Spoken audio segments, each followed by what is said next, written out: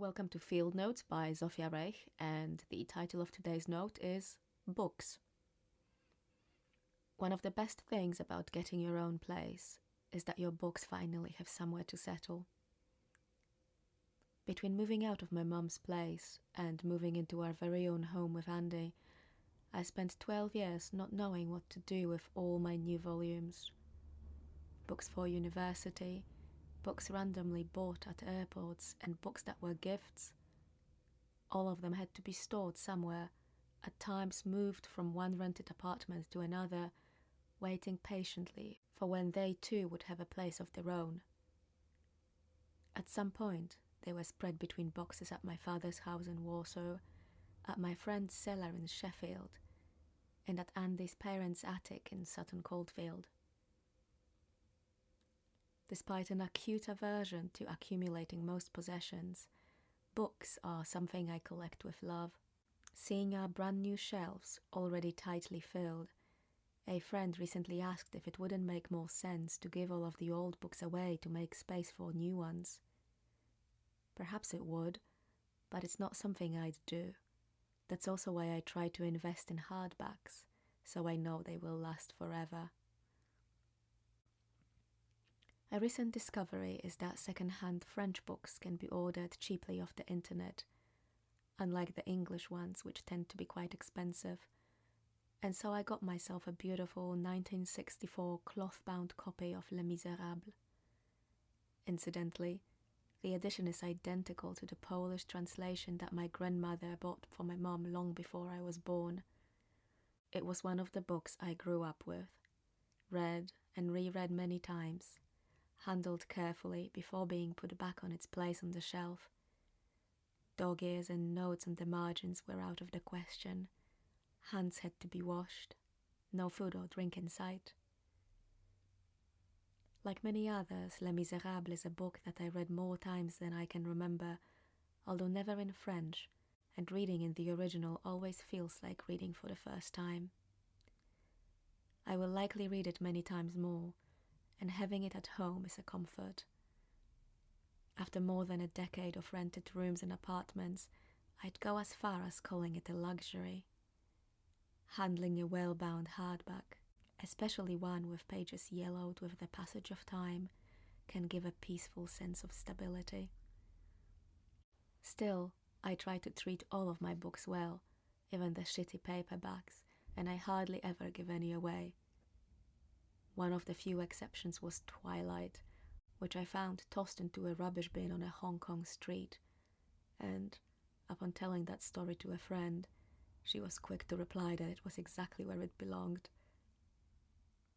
Now, I'm not going to pretend that I didn't thoroughly enjoy the dysfunctional romance between the awkward Bella and her hot vampire, but it was one of the very few books that I parted with easily.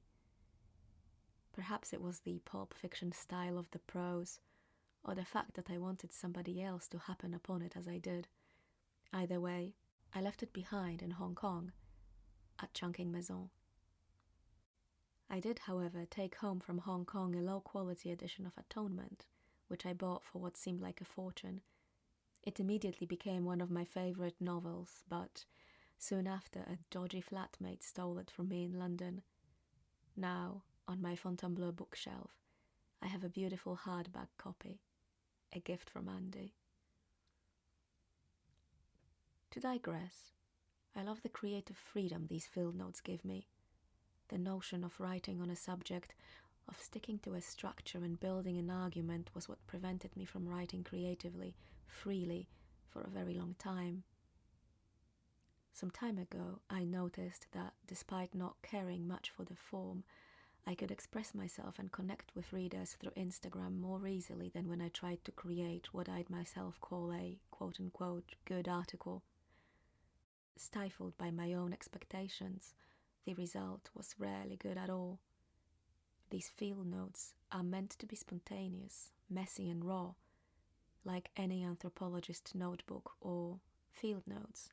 Their first impressions, observations, descriptions.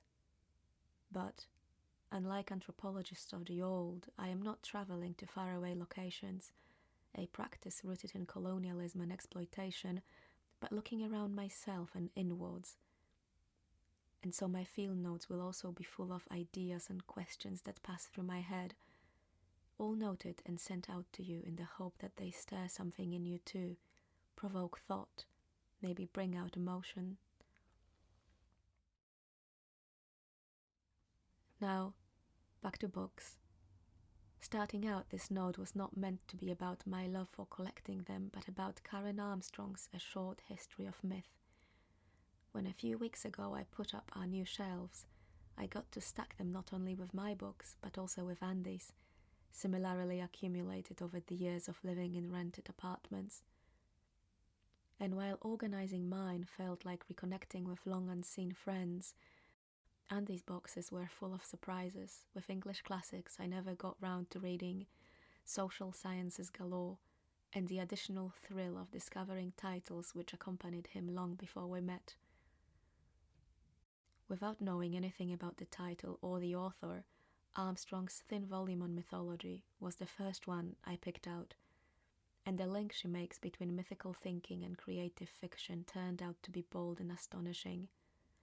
Armstrong herself is a fascinating character, a Catholic nun turned celebrated author on comparative religion, and I've ordered her memoir from Abe Books, a hardback, for €6 including shipping.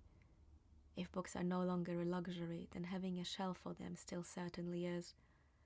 I can't wait to lay my hands on it. And for now, this is everything in today's field note by me, Zofia Reych. Thank you very much for listening, and if you'd like to find more, head to my website, borntoclimb.net, or find more field notes in both written and audio form on my